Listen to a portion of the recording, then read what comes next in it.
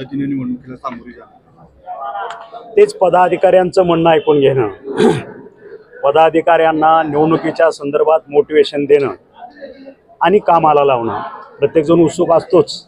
आचारसंहिता सुरू झालेली आहे, त्याच्यामुळं पदाधिकाऱ्यांना निवडणुकीसाठी तयार करणं हा त्याच्यातला उद्देश होता आणि त्या पद्धतीनं हे मार्गदर्शकपर बैठका होते.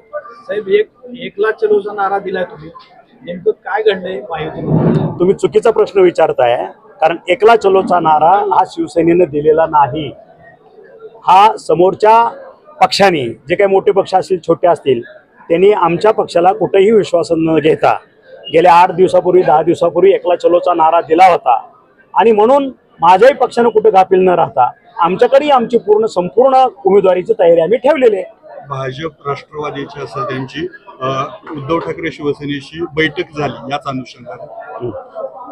अनुषंगाने नगर परिषदेच्या एकत्र सर्व पक्षांची बैठक. आता तेच माझ्यापेक्षा तुम्हाला भरपूर नॉलेज आहे की ज्या कारणावरती पक्ष फुटला, उभाटा गट असेल, भाजप असेल, राष्ट्रवादी असेल, राष्ट्रवादी राष्ट्रवादी ब, राष्ट्रवादी क, राष्ट्रवादी क ड, काँग्रेस, आणखी सर्व पक्ष सगळे एकत्र आलेले आहेत. ह्याचा अर्थ सगळ्यांना एकत्र येण्याची गरज ह्या शिवसेनेमुळे पडलेली आहे आणि त्याच्यातनंच आमचा विजय आज फिक्स झालेला आहे. सर्वांना एकत्र यावं लागतंय, त्याच्यामुळे आमचा विजय फिक्स आहे.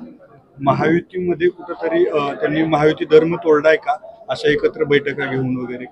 नाही, महायुती धर्म तोडलाय की नाही हे वरिष्ठ ठरवतील, पण लोकल लेवलला माझ्या कार्यकर्त्यांनी, माझ्या पदाधिकाऱ्यांनी गाफील राहू नये म्हणून आम्ही सजग आहोत. आम्हाला त्याचा काय फरक पडत नाही.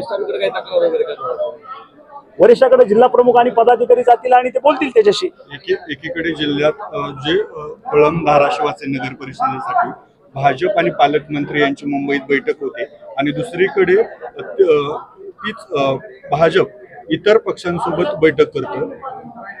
हाच प्रश्न तुम्ही जे बैठका करतात त्यांना विचारा, याचं उत्तर मी कसं देऊ शकतो? एकटं पाडण्याचा कुठं प्रयत्न? आम्हाला काय फरक पडत नाही.